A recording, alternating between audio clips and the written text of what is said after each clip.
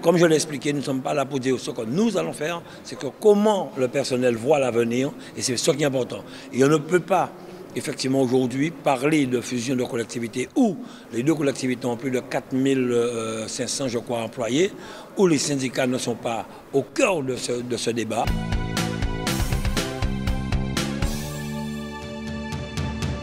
Nous avons entendu à plusieurs reprises, il y a quelque temps, le monde économique dire qu'ils n'avaient pas été consultés sur les avancées du Congrès, sur les questions, sur l'évolution statutaire.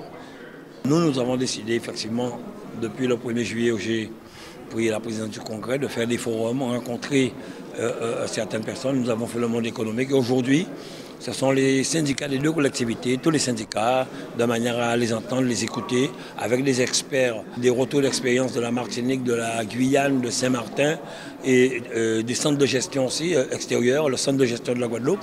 Et nous avons effectivement eu une très belle réunion, des questions ont été posées, des réponses ont été apportées, l'inquiétude on l'a ressentie. Dans un premier temps, nous avons remercié le président d'avoir pensé aux forces vives de la région, c'est-à-dire nous, les responsables des organisations syndicales.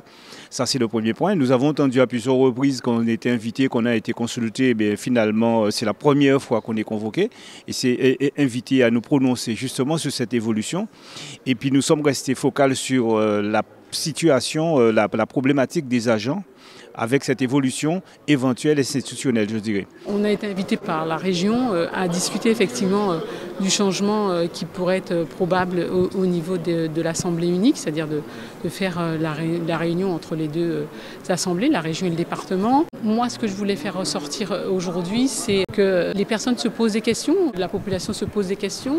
Nous avons des problématiques extrêmement graves en Guadeloupe, nous avons un taux de précarité important, nous avons un vieillissement de la population, une perte de notre jeunesse, en tout cas en Guadeloupe, et on n'a pas de politique qui réponde aujourd'hui à nos problématiques. Et au conseil départemental, nous sommes chefs de file de l'action sociale. Nous sommes là pour aider notre population à grandir, à se sentir bien, en tout cas dans leur famille, et les accompagner dans la société, puisque nous sommes là pour le RSA, nous sommes là pour l'allocation personnalisée à l'autonomie, c'est-à-dire pour notre vieillesse, pour leur permettre de vivre mieux, d'être autonome.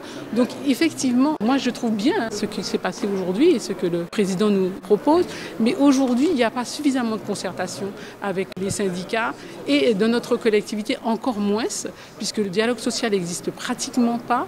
Nous sommes obligés de nous battre pour avoir des niveaux, en tout cas de revenus intéressants pour nous. L'action sociale du département envers ces agents, c'est compliqué aussi.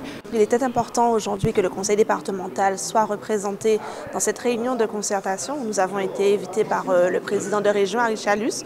Donc ce sont des travaux que nous saluons parce qu'ils s'inscrivent vraiment dans le droit fil de tous les travaux que nous avons déjà menés depuis la création de la commission ad hoc, je le rappelle, en 2022. Donc ce sont des concertations que nous allons continuer, que nous devons sanctuariser avec notamment les organisations syndicales, mais aussi avec les autres représentants des différentes organisations.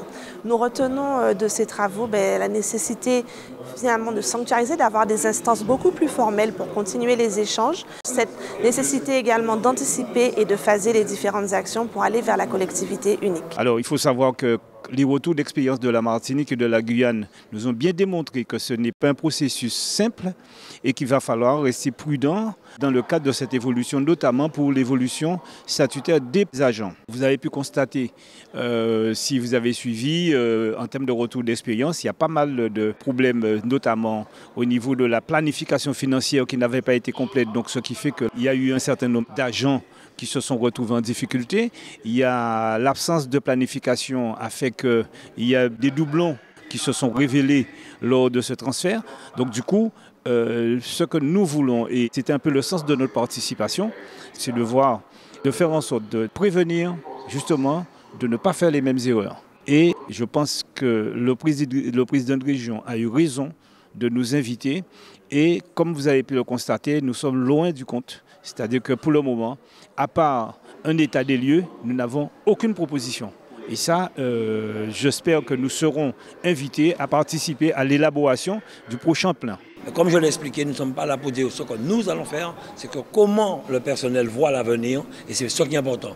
Et on ne peut pas, effectivement aujourd'hui parler de fusion de collectivités où les deux collectivités ont plus de 4500 je crois employés, où les syndicats ne sont pas au cœur de ce débat, on doit effectivement faire avec ces personnes-là dans l'intérêt du personnel. Donc voilà, belle réunion et je laisse le soin aux syndicats de vous dire ce qu'ils en pensent. Ce qui est sûr, c'est que nous avons observé que aucune des deux collectivités, à savoir ni la Guyane ni la Martinique, a préparé correctement le transfert du personnel de manière à ce qu'il y ait un projet d'entreprise pour pouvoir répondre aux besoins de la population. Au-delà des spécificités du personnel territorial qui est nécessaire pour pouvoir les permettre d'être formés correctement à cette nouvelle assemblée unique qui peut voir le jour dans le futur, il est indispensable qu'il y ait une lisibilité, une communication, ainsi que des projets cohérents, ainsi que les actions qui doivent être réalisées.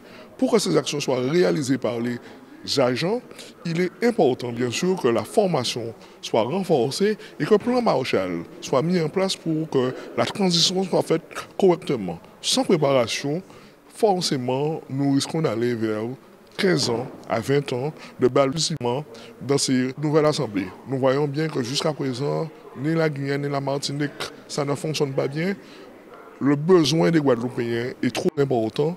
Donc c'est bien pour cela que nous demandons que tout soit mis en place pour permettre, si effectivement le peuple de Guadeloupe vote pour l'évolution statutaire, pour qu'on puisse avoir les éléments et les moyens économiques. Parce que pour l'instant, les moyens économiques ne sont pas encore garantis et nous avons besoin de garanties. Nous ne voulons pas des promesses éphémères. Nous savons pertinemment ce qui se passe au niveau national. Nous avons besoin d'avoir les moyens pour garantir les salaires des salariés, garantir les moyens de former le personnel, garantir les moyens pour avoir les moyens de travailler correctement, de travailler pour son peuple, même si la ligne politique, elle est la mission du politique. Donc aujourd'hui, nous avons eu donc des échanges qui sont très sincères, qui ont été très riches, très constructifs, empreints beaucoup de réalisme justement. Et je retiens effectivement qu'il y a une volonté de travailler ensemble, d'avancer, et puis justement pour éviter des écueils, pour pouvoir justement trouver donc les bonnes voies, les bonnes dimensions, donc pour trouver des solutions durables en tenant compte de nos réalités, des contraintes dans notre territoire. Notre prochain forum sera avec le monde associatif, sportif, culturel. C'est important aussi. Ils attendent effectivement d'être reçus pour donner leur opinion. Il faut que toutes les couches de la population guadeloupéenne soient effectivement consultées. C'est ensemble nous qui faisons ça. Il faut respecter l'opinion des autres. Ça, c'est un problème à eux. Moi, j'aime la Guadeloupe. Je ne fais pas de la politique politicienne. J'aime ma patrie avant mon parti.